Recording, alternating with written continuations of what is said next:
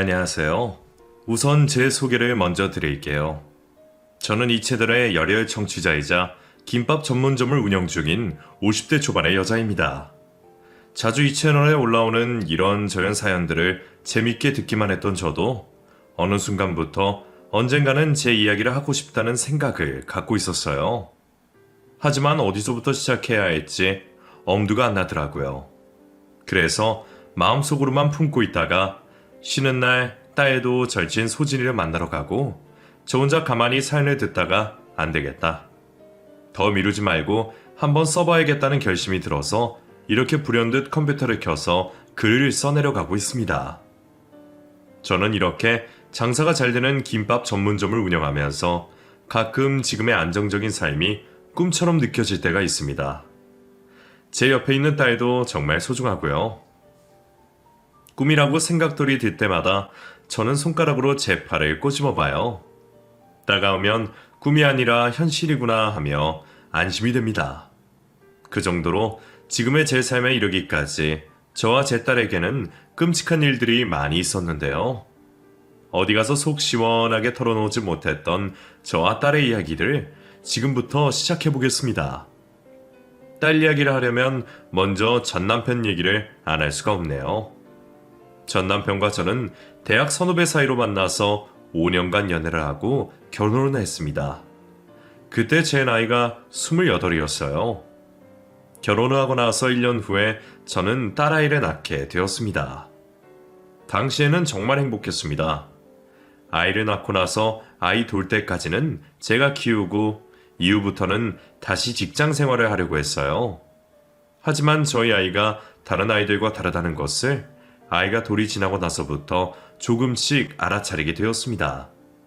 보통 돌이 조금 지나고 나서 엄마, 아빠 정도는 할 줄 알게 되는데 저희 아이는 전혀 하지 못했어요. 저는 그저 다른 아이들보다 조금 느린가 보다 생각했지만 주변에서는 아무래도 검사를 받아보는 게 좋겠다고 했습니다. 얘, 너희 딸 아직도 엄마도 못하는 거야? 좀 늦네. 이상하다.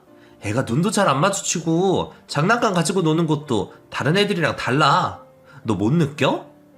아직 애긴데 뭐. 아니야. 내가 아는 사람 중에 아들이 발달 장애인인 사람이 있거든? 그 집 애가 딱 이랬어. 검사 한번 받아봐. 넌 기분 나쁘게 왜 그런 말을 하니? 친구의 말을 처음 들었을 때는 기분이 좋지 않았습니다. 아직 아이고 다른 아이들보다 조금 느릴 수도 있다고 생각했거든요. 하지만 1년, 2년이 지날수록 아이가 다른 아이들보다 생각보다 많이 늦는다는 걸 알게 되었습니다. 인형을 줘도 품에 안거나 머리를 비켜주는 게 아니라 바닥에 질질 끌고만 다니고 3살 때까지 말도 제대로 하지 못하자 저와 남편은 걱정이 되기 시작했어요. 정연이 좀 많이 느린 거 아니야? 가르쳐주면 되지. 정연아, 인형을 소중하게 다뤄줘야지. 가만히 앉고 이렇게 머리도 빗어주고. 제가 손수 시범을 보여줘도 아이는 제 눈도 마주치지 않은 채 인형을 빼앗아 들고 마구잡이로 가지고 놀았습니다. 그리고 배가 고프다거나 뭔가를 요구할 때 말로 표현을 하지 못하더라고요. 여느 아이 같으면 엄마 배고파 라는 말을 할 텐데 그렇게 말을 하기보다는 괴성을 지르거나 대굴대굴 구르는 경우가 많았어요. 그래서 결국 아이가 5살 때 대학병원 소아정신과에 가서 검사를 받았습니다. 그리고 검사 결과 자폐 성향을 가진 발달장애 진단을 받게 되었습니다. 쉽게 설명하면 저희 아이는 성인이 되어서도 초등학교 3, 4학년의 지적 수준으로 생활해야 하는 것이었어요. 그리고 다른 아이들처럼 사회생활을 하는데 어려움이 있었습니다. 처음에 그런 진단을 받고 나서 너무 절망스러웠습니다. 저는 다니던 직장도 그만두고 적극적으로 아이를 돌보기 시작했어요. 그때부터 남편과의 사이도 점점 틀어지기 시작했습니다. 애가 아직 괜찮은데 왜 회사까지 그만두겠다는 거야? 괜찮다니. 당신 눈에는 우리 정연이가 괜찮아 보여? 나도 그랬으면 좋겠다.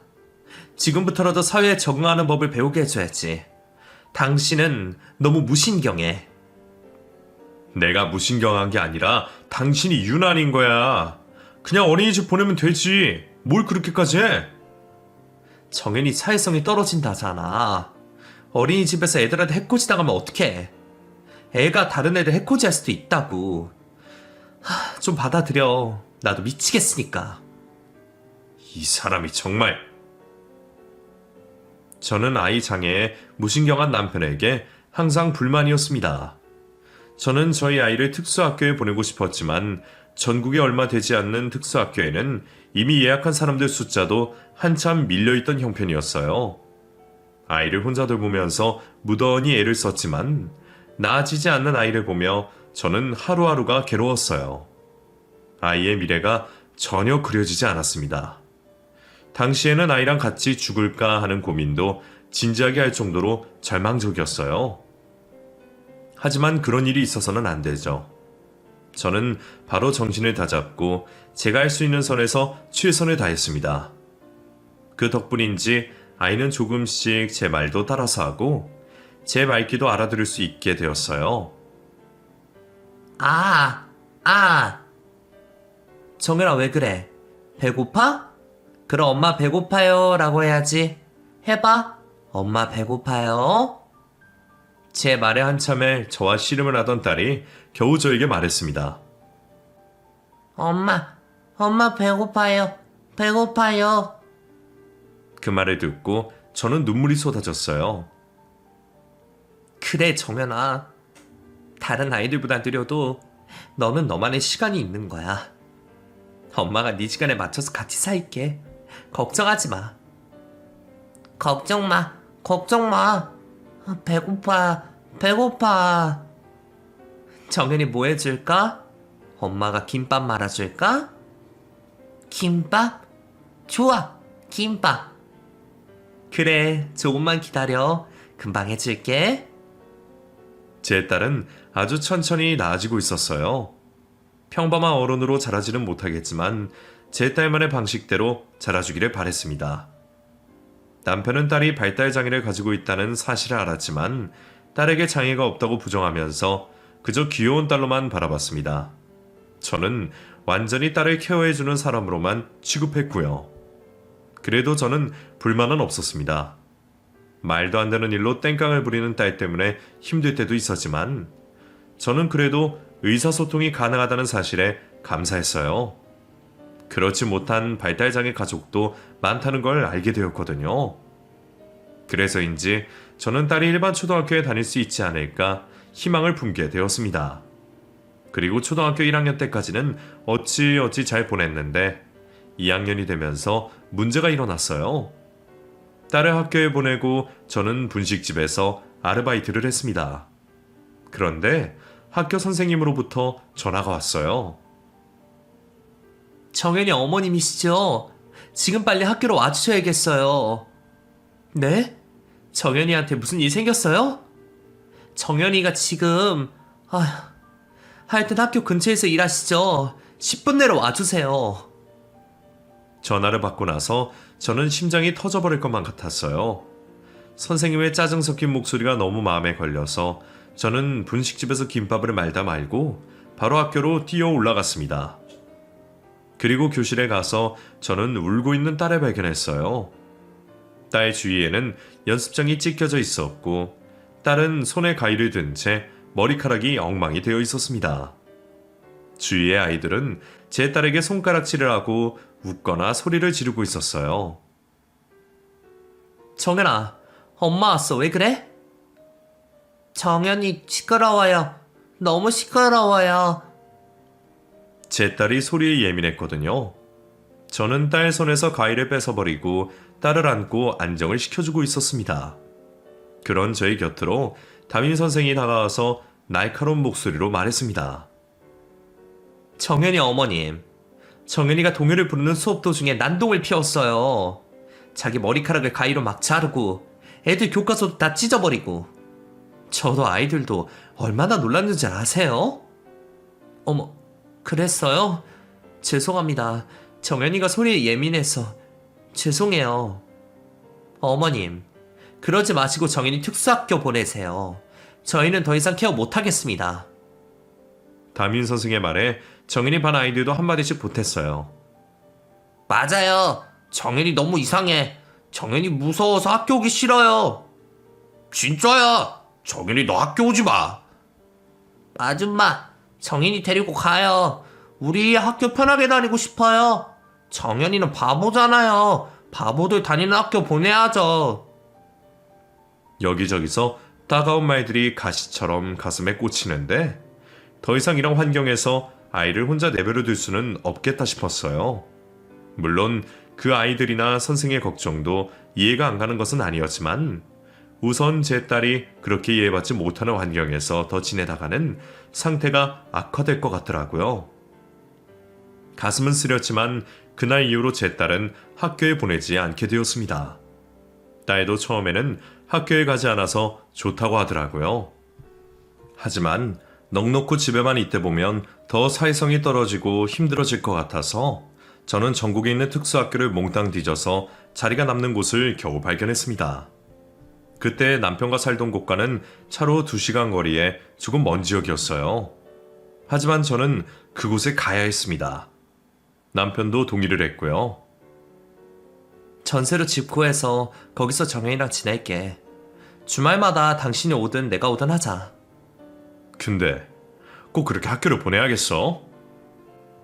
또 그 소리야?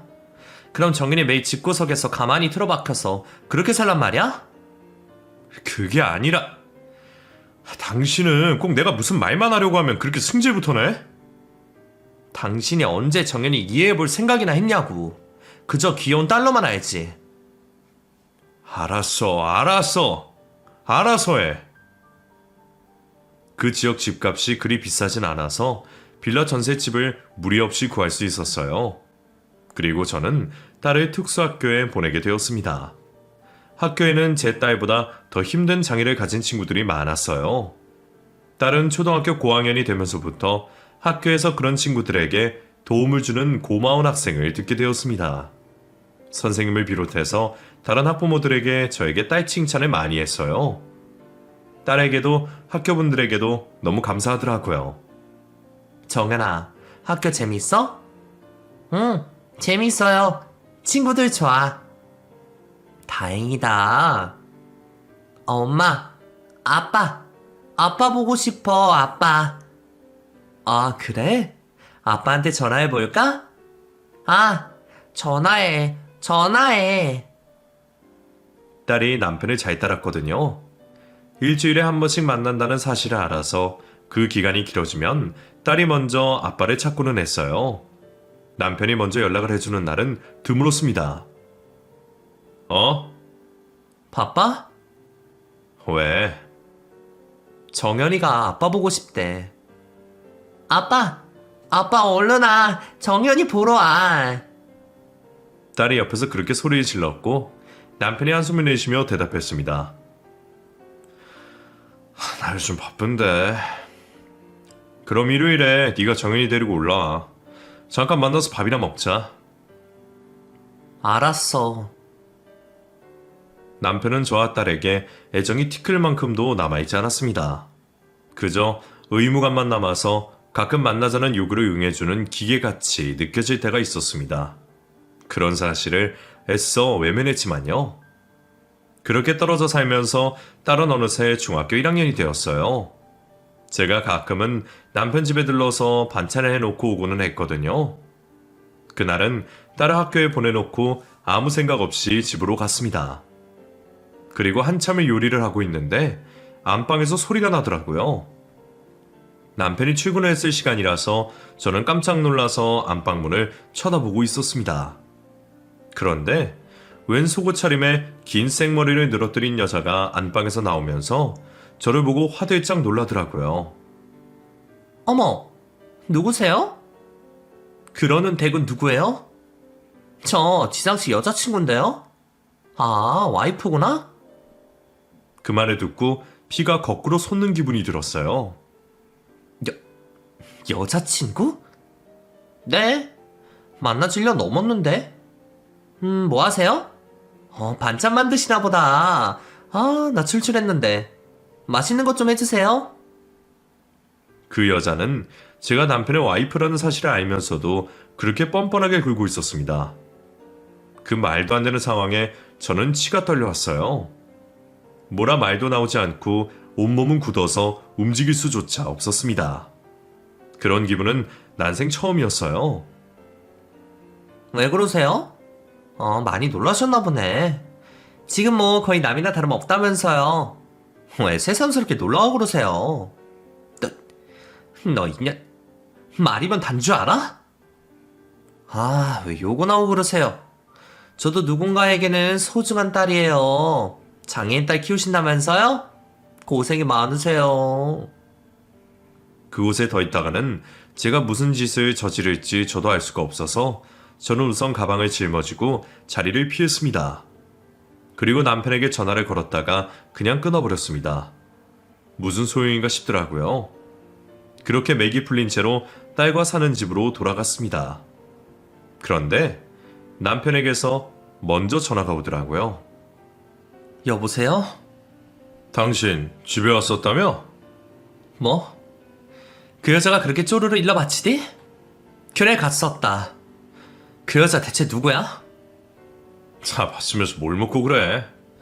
그래서 말인데 우리 이혼하자. 언제 말해야 되나 나도 고민이 많았는데 차라리 잘 됐네. 당신 어떻게 그럴 수가 있어? 나도 할 만큼 했어. 당신이랑 나 사실 쇼윈도 부부나 다름없었잖아.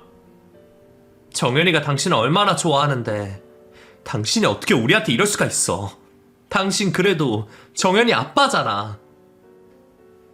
정연이 20살 될 때까지는 내가 양육비 줄게. 정연이가 나 보고 싶다고 하면 데리고 와. 만나줄 테니까.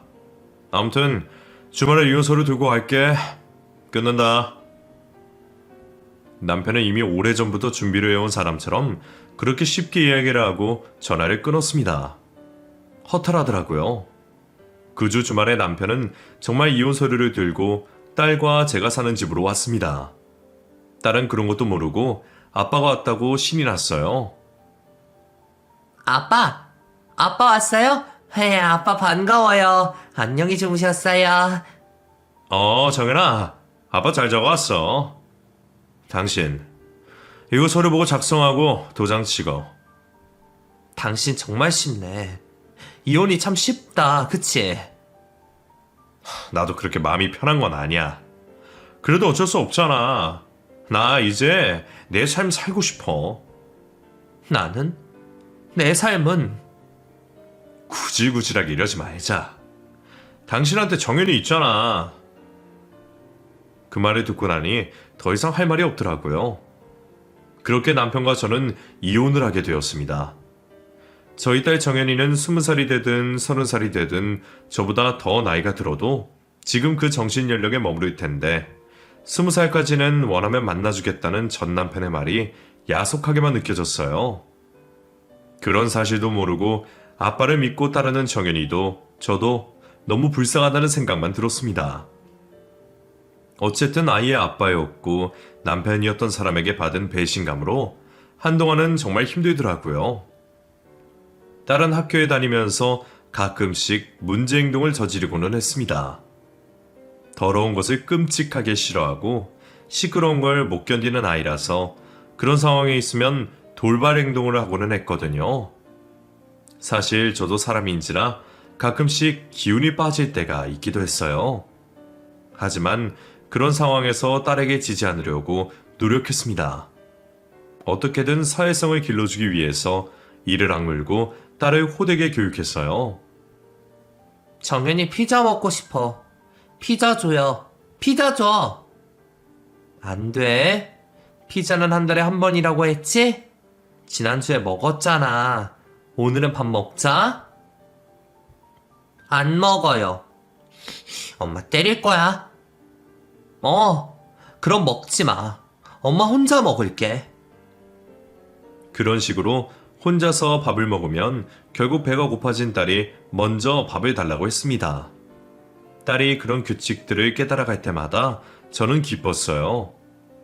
그렇게 딸은 어느새 중학교 1학년이 되었고 160cm로 키도 훌쩍 자랐습니다. 그리고 문제의 그날은 아빠를 만나는 날이었어요.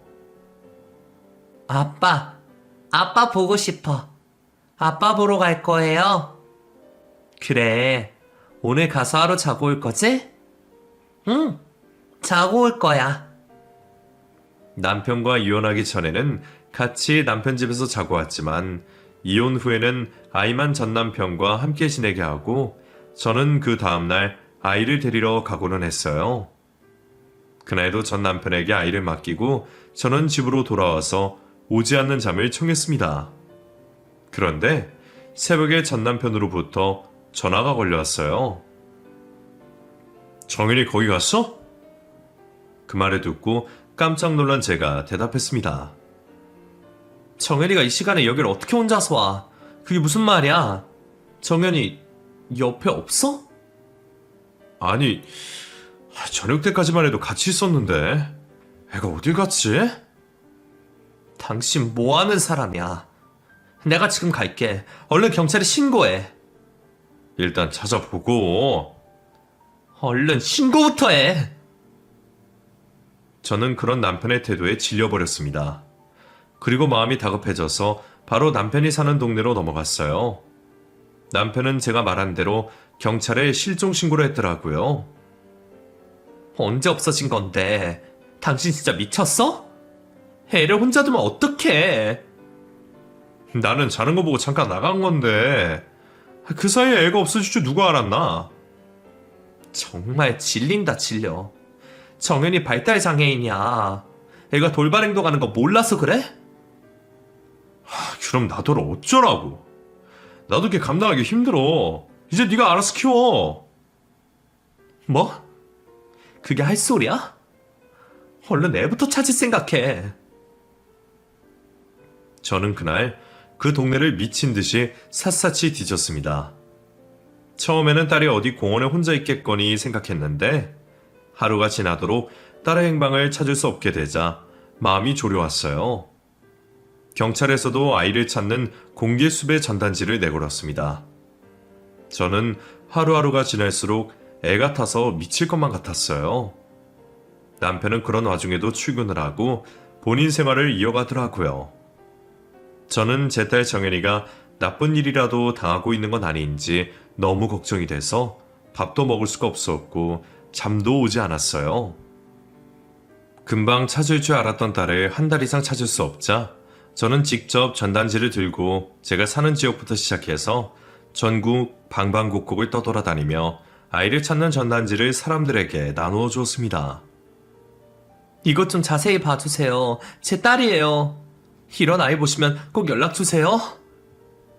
그렇게 간절하게 애원하며 제 딸을 목격했을지도 모르는 불특정 다수의 사람들에게 전단지를 쥐어주었어요.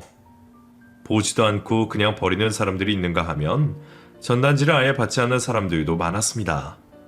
그런 사람들에게 저는 일일이 쫓아가서 다시 전단지를 쥐어주며 제발 좀 자세히 봐달라고 간절히 애원했습니다.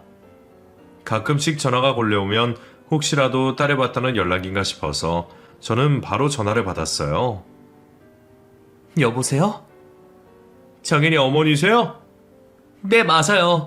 저희 정현이 보셨나요? 아니요, 못 봤는데요. 속았지? 그런 장난 전화가 부지기수로 걸려왔습니다. 그럼에도 저는 포기할 수 없었어요. 제가 살던 충청도가 아닌 강원도, 서울, 전라도 등 전국 팔도를 다 뒤지고 다녔습니다. 잠을 잘 곳이 없어서 싼 여관방을 전전하거나 거리 벤치에서 노숙을 할 때도 많았어요.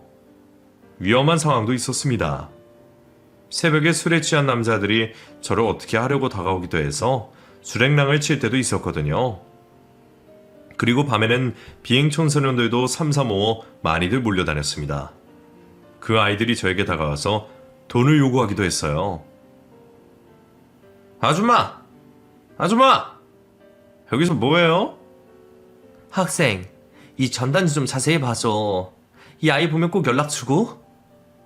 어디 보자. 어디서 본 애 같은데? 근데 아줌마, 돈 좀 있어? 돈을 줘야 내가 찾아보는지 하지. 정말이야? 어디서 본 것 같다는 말 정말이야? 학생, 자세히 좀 봐봐. 아이, 참 귀찮게 하네. 돈 안 줄 거면 됐어요. 본 적 없어요. 아이, 그지 같아. 저는 지푸라기라도 잡는 심정으로 저에게 함부로 대하는 사람들에게도 전단지를 나눠주며 아이를 찾으려고 애를 썼어요. 그러다 보니 어느새 제 딸 정연이를 잃어버린 지 6달이 지나 있었습니다. 화장실에서 제 몰골을 보고 깜짝 놀랐어요. 제 나이보다 10년은 늙어 보이는 행색의 여자가 거울 속에 서 있었거든요. 아이를 잃어버린 동안 모르는 새에 살도 까맣게 타고 머리도 하얗게 세어버렸던 겁니다. 저는 딸을 찾을 때까지 전단지를 전국에 다 뿌리고야 말겠다고 다짐하고 있었습니다. 그리고 낯선 인천 지역을 돌아다녔어요. 그날도 밤 12시가 다 되도록 전단지를 나눠주고 다녔습니다. 번화가라서 사람들이 많더라고요. 열심히 길가에 서서 전단지를 나눠주고 사람들에게 자세히 봐달라고 간절히 부탁을 하고 있는데 어디선가 웬 여자아이가 갑자기 튀어나오더니 그대로 횡단보도를 건너려고 했어요. 저는 너무 놀라서 아이를 뒤쫓아갔습니다. 아이는 제가 쌩쌩 달려오는 횡단보도를 그대로 뛰어들려고 했고 저는 그 아이의 옷자락을 겨우 붙잡고 인도로 끌어당겼어요. 얘, 조심해. 제가 조금만 늦게 당겼으면 그 아이는 그대로 달려오던 트럭에 치여버렸을 겁니다. 아이는 바로 정신을 잃고 쓰러졌어요. 제 딸 또래의 그 여자아이는 얼굴이며 발에 멍자국이 가득했습니다. 뭔가 그 아이에게 심상치 않은 일이 있었구나 짐작이 가더라고요. 저는 정신을 잃은 그 아이를 들쳐업고 가까운 병원으로 달려갔어요. 온몸에 맞은 타박상에 팔과 갈비뼈에 골절까지 난 상태였습니다. 저는 그 아이의 부모님을 찾아주기 위해 경찰서에 연락을 했어요. 그리고 그 아이를 찾던 부모님이 도착을 했어요. 아이는 겨우 정신을 차렸는지 저를 보고 오열을 했습니다. 아줌마. 그래, 괜찮니? 정신이 좀 들어? 많이 아파? 울지 마. 너희 부모님 곧 오실 거야. 그리고 잠시 후에 그 아이의 부모님이 도착했고 아이를 끌어안고 눈물을 흘렸어요. 소진아, 어디 있었던 거야? 엄마 아빠가 미안해. 정말 미안해. 이제 아무 걱정하지 마. 엄마, 아빠, 죄송해요. 그리고 아줌마, 고맙습니다.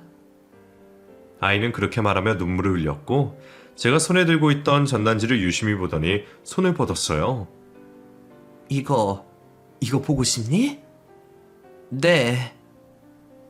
그 아이는 제가 들고 있던 전단지를 받아들더니 한참을 보다가 깜짝 놀라며 아이가 말했습니다. 아줌마, 저희 어디 있는 줄 알아요. 저랑 같이 있었어요. 뭐라고? 그게 정말이야? 아이는 경찰과 그 아이의 부모님과 제 앞에서 본인이 겪은 이야기들을 털어놓기 시작했어요. 아이는 부모님이 다투는 소리를 듣고 무작정 집을 빠져나갔다고 했습니다. 공부에 대한 스트레스도 많이 받고 있던 모양이더라고요. 그 아이는 집을 나가고 갈 곳이 없어서 PC방에 가서 인터넷 채팅을 통해서 가출팸을 만나게 되었다고 했어요. 걔들이 나 재워줄 수 있다고 해서 갔는데 그 작은 원룸에 내 또래 남자 여자애들이 가득했어요. 그리고 고등학생으로 보이는 언니 오빠가 저희를 데리고 나가서 앵벌이 시켰어요. 정연이 걔도 저랑 같이 다녔고요. 도망가고 싶었는데 숨어서 저희를 지켜보고 있었어요. 제가 정연이 손 붙잡고 도망치려다가 다시 잡혀서 엄청나게 두들겨 맞았어요. 정연이도 저 때문에 많이 맞았어요. 그 말을 듣고 저는 거의 기절할 뻔했습니다. 아이를 찾을 수 있다는 희망과 아이가 많이 다쳤을지도 모른다는 불안감에 미쳐버릴 것 같았어요. 그 아이가 말해준 장소로 영장을 받은 경찰과 함께 바로 들이닥쳤습니다. 문을 열어주지 않아서 부수고 들어가야 했어요. 딱 봐도 질이 나빠 보이는 아이들이 집안에 가득했고 담배 냄새와 술 냄새가 진동을 했습니다. 아, 뭐예요? 왜 남의 집에 함부로 들어와요? 내 딸 어딨어? 우리 정연이 어딨냐고? 정연이가 누구야? 아줌마 누구예요? 저는 경찰과 함께 집안을 뒤졌고 베란다에서 제 딸을 발견했습니다. 제 딸은 양손이 테이프에 칭칭 감긴 채로 얇은 옷만 입고 쓰러져 있었어요. 통통한 편이었던 제 딸은 기아처럼 빼싹 말라 있었습니다. 아이를 보자마자 저는 찾았다는 안도감보다는 아이의 피폐한 모습에 너무 놀라서 테이프를 풀고 아이를 끌어안았어요. 정연아, 엄마야. 정신 좀 차려봐.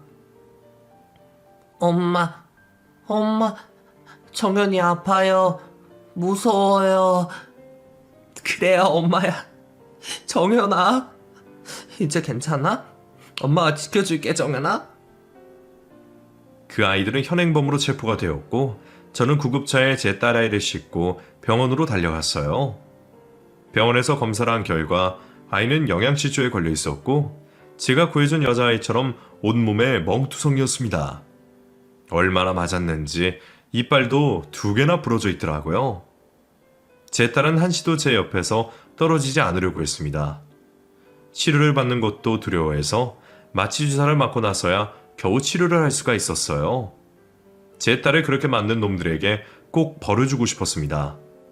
저는 불안해하고 무서움에 떠는 제 딸을 보며 그 나쁜 놈들과 딸을 방치한 남편이 원망스러워서 이가 바득바득 갈렸어요. 제 딸은 제가 구해준 소진이라는 아이와 같은 병실을 쓰게 되었어요. 이인실이었습니다. 그 아이는 제 딸을 보고 반갑게 말을 걸어주더라고요. 정연아 괜찮아? 나 알아보겠어? 너 소진이잖아. 소진아, 많이 아파? 나도 아파. 난 이제 괜찮아. 너희 엄마가 나 구해주셨어. 정연아, 정말 다행이다. 그 지옥 같은 곳에서 탈출 못할 줄 알았는데. 우리 둘 다 빠져나와서 정말 다행이야. 다행이야, 소진아. 다행이다. 그래, 다행이야. 소진이 부모님은 저에게 고맙다고 인사를 했습니다. 정말 감사해요. 정연이 어머니 아니었으면 저희 딸 어떻게 됐을지. 정말 생명의 은인이세요. 아니에요. 소진 양 덕분에 제 딸도 살았는데요. 제가 감사합니다.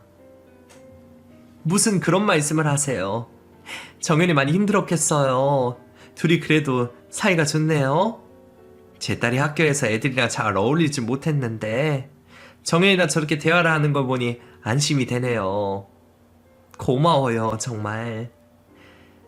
저희 부부가 사업한다고 애를 잘 못 봤거든요. 그저 학원만 보내고 공부 잘해야 한다고 안달이었는데 이제야 알았어요. 애가 무엇보다 마음이랑 몸이 건강해야 된다는 걸요. 그럼요. 애들은 건강이 최고죠. 건강만 해주면 정말 감사한 일이죠. 정연이랑 소진이 가둬놓던 그 나쁜 놈들 저는 절대 선처해주지 않을 겁니다. 저도 절대 선처 없습니다. 소진이 어머님 아버님, 우리 끝까지 싸워요. 그런 애들은 꼭 나쁜 짓 한 만큼 벌을 받아야 돼요. 그럼요. 저희 딸과 소진이에게 몹쓸 짓을 한 범죄자 아이들은 모두 10대였고 가출 청소년들이었어요. 그 아이들은 결국 소년 보호 재판을 받게 되었습니다. 저희 딸은 재판장에서 무서워서 제 뒤에만 숨어만 있었고 소진이가 적극적으로 증언을 했어요. 그 아이들은 이미 소년원에도 몇 번 갔다 온 아이들이 있더라고요. 저희 딸과 소진이에게 악마처럼 굴었을 그 아이들은 법원에서는 울며 불며 봐달라고 야단이었어요. 죄송해요. 소진아, 정연아 미안해. 우리가 정말 미안해. 죄송해요, 판사님. 다시는 안 그럴게요. 그 말에 판사가 단호하게 소리쳤습니다. 너희 똑같은 범죄 또 저지른 거야? 그렇게 운다고 봐줄 줄 알아? 정연아, 소진아, 제발 살려줘. 판사님, 죄송합니다. 어이, 안 통한다. 너희는 시포야, 시포. 소년원에서 갱생 좀 하고 나와라. 다시 이런 일 하면 나중에는 교도소 가는 거야. 판사는 단호하게 말했고 제 딸이 흥분해서 소리 질렀습니다. 나빠. 쟤들 너무 나빠. 엄마, 무서워. 쟤들 무서워. 그런 딸을 저는 안아주고 달래주었어요. 정연아, 이제 괜찮아. 쟤들은 나쁜 죄를 지어서 감옥 갈 거야. 감옥 가세요. 감옥 가세요. 소진이랑 나 때린 나쁜 사람들 감옥 가세요. 제 딸이 계속 그렇게 소리를 질렀습니다. 소진이와 소진이 부모님이 저희 곁에서 저희를 달래주었어요. 소진이가 특히 살뜰히 제 딸을 챙겨주었습니다. 정연아, 괜찮아. 우리 이제 괜찮아. 정연이 옆에 엄마 있잖아. 나도 엄마 아빠 있고. 이제 괜찮아. 소진이의 말에 제 딸 정연이가 웃으며 대답했습니다. 괜찮아? 정말 괜찮아? 괜찮다? 그래, 괜찮아. 제 딸에게 친구가 생긴 것 같아서 기분이 나쁘지만은 않더라고요. 아무튼 결국 그 몹쓸 아이들은 특수강금 및 폭행 등의 죄가 인정이 되어서 시포 처분을 받고 소년원에 5년 이상씩 장기 복역해야 된다는 판결을 받게 되었습니다. 재판장을 나오면서 소진이 엄마가 저에게 말을 걸었어요. 정연이 엄마, 우리가 고마워서 그런데 밥이나 먹으면서 이야기 좀 나눠요. 시간 괜찮아요? 네, 그럼요. 우리 정연이도 소진이 좋아하니까 같이 밥 먹어요. 저의 사람에게는 가깝게 다가가지 않던 제 딸 정연이는 소진이의 손을 꼭 잡고 함께 걸었습니다. 그리고 레스토랑에 도착해서 같이 음식을 나눠 먹었어요. 아이들이 그러고 있는 모습을 보며 흐뭇하게 웃고 있는데 소진이 부모님께서 깜짝 놀랄 제안을 했습니다. 정연이 어머니, 제가 너무 감사해서 그런데 저희가 건물을 하나 가지고 있거든요. 그 건물에 자리가 하나 남는데 아무 대가 없이 그 자리 드리고 싶어요. 월세도 내실 필요 없고 그냥 들어와서 지내시면 돼요. 그 건물이 주상복합 오피스텔이라서 저희가 오피스텔도 정연이 어머니 명의로 해드릴게요. 네? 아, 그럼 말도 안 되는... 아닙니다. 괜찮아요. 제발 받아주세요. 제 딸 생명의 은인이신데 그 정도는 저희한테 아무것도 아니에요. 더 해드리면 더 해드리지 그 정도 가지고 거절하지 마세요. 정연이도 서울에서 지내는 게 나을 거예요. 아무래도 지방보다는 시설도 많고 그 근처에 발달장애 아이들 다니는 체육관도 있고. 아무튼 그렇게 하세요. 제발 부탁해요. 네? 저는 그 말을 듣고 어찌할 바를 모르고 있었습니다. 그런데 소진이가 옆에서 부추기더라고요. 아줌마, 그냥 받아주세요. 저도 정연이가 저희 근처로 이사 오면 좋겠어요. 아줌마가 그때 저 안 구해주셨으면 저 정말 트럭에 치여서 죽었을지도 몰라요. 아줌마 덕분에 살아서 정연이랑도 친구 되고 저 새 삶을 사는 기분이에요. 감사해요. 알고 보니 정연이 부모님이 꽤 자상가더라고요. 사업도 잘 되고 있고 건물도 몇 채나 가지고 있다고 했습니다. 그래서 저는 한두 번 거절하다가 못 이기는 척 그 제안을 받아들이게 되었어요. 그리고 저는 제가 살던 동네에서 집을 빼고 보증금을 들고 와서 소진이 부모님이 내준 건물 자리에 김밥 전문점을 차리게 되었습니다. 워낙에 분식집에서도 일을 해봤고 소진이가 김밥을 좋아해서 자주 했던 터라 저는 바로 그 자리에서 서슴없이 김밥 전문점을 차리게 되었습니다. 전 남편은 재혼을 하며 제 딸에 대한 친권과 양육권을 모두 포기했습니다. 정말 매정한 인간이죠. 오히려 다행인 것도 같습니다. 그 인간은 제 딸은 앞으로 평생 만날 일이 없을 거예요. 그때 그 일을 겪고 난 후에 딸도 제 아빠를 찾지 않더라고요. 오히려 만나기가 싫다고 합니다. 정연이는 아빠 싫어. 정말? 아빠를 그렇게 좋아하더니 이제 싫어? 응, 싫어. 완전 싫어. 그럼 앞으로 안 만나도 돼? 응, 안 만나. 절대 안 만나. 평생 안 만나. 진짜지? 응, 진짜야. 그때 이후로 딸은 제 아빠 이야기를 꺼내지도 않고 있어요. 저는 김밥 전문점을 차리고 나서 주력 메뉴 4가지만 판매를 했습니다. 주상복합 상가에 있어서 사람들이 많이 찾아왔고 처음부터 꽤 매출이 좋았어요. 제 딸 정연이도 옆에서 일손을 도왔습니다. 딸은 지금은 발달 장애인이 주로 일하는 카페에서 바리스타로 커피를 내리고 있어요. 그 카페가 제 김밥 전문점 바로 옆에 있습니다. 어떻게 신기하게 인연이 닿게 된 소진이 부모님께서 직접 차리신 카페예요. 사람들이 발달 장애인들이 일을 한다고 하면 편견을 가질까봐 값싼 가격에 고급 원두로 커피를 만들고 있습니다.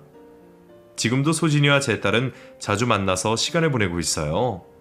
소진이는 열심히 공부를 하고 의대에 합격을 했습니다. 소진이 정말 대단하다. 어떻게 그 어려운 의대를 바로 합격하니? 아이고, 입시 공부 싫다고 집 나갔던 애 맞아? 제가 그렇게 농담을 던지면 소진이와 소진이 부모님이 호탕하게 웃으십니다. 그러게 말이요, 정연이 엄마. 우리 소진이 입시 싫다고, 엄마 아빠 싫다고 집 나갔던 애가 맞나 모르겠어요? 옆에서 웃던 소진이가 말했습니다. 아줌마가 살려주신 덕분에 제 삶이 이렇게 풍족해진 거예요. 항상 감사해요. 저 이미 진로도 정했어요. 소진이의 말에 제가 물었습니다. 그래? 무슨 과 갈 건데? 어디 과 의사 선생님 될 거야?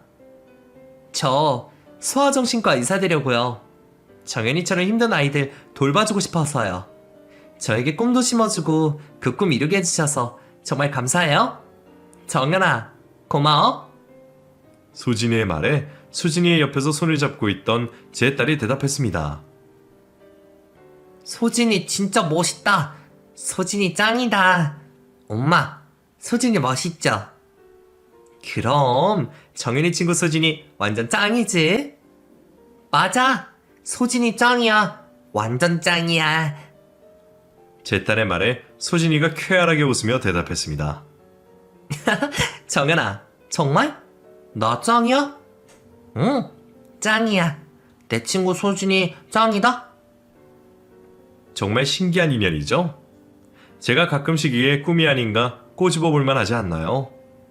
제 딸을 잃어버릴 뻔한 순간에 한 소녀를 돕게 되고 그 소녀를 통해 6개월이나 잃어버렸던 제 딸도 찾아왔고 딸과 저에게 제2의 삶이 펼쳐졌습니다. 저와 제 딸이 앞으로 살아가야 할 날들이 많이 남아있고 그 여정이 항상 행복하지만은 않을 거라는 걸 압니다. 그럼에도 불구하고 저와 제 딸은 세상에서 한 사람의 몫을 단단히 해내며 열심히 살아가려고 해요. 많은 분들이 응원을 해주시면 감사하겠습니다. 응원 부탁드려도 될까요? 저도 열심히 살면서 저와 제 딸보다 어려운 형편에 놓인 분들을 도우려고 합니다. 여러분, 이래저래 많이 힘든 시기인데 제 이야기를 듣고 잠시나마 희망을 얻으셨으면 좋겠네요. 그럼 저는 이만 물러가 보도록 하겠습니다. 끝까지 들어주셔서 정말 감사해요. 우리 모두 서로를 돌아보며 좋은 세상 살아가 봐요.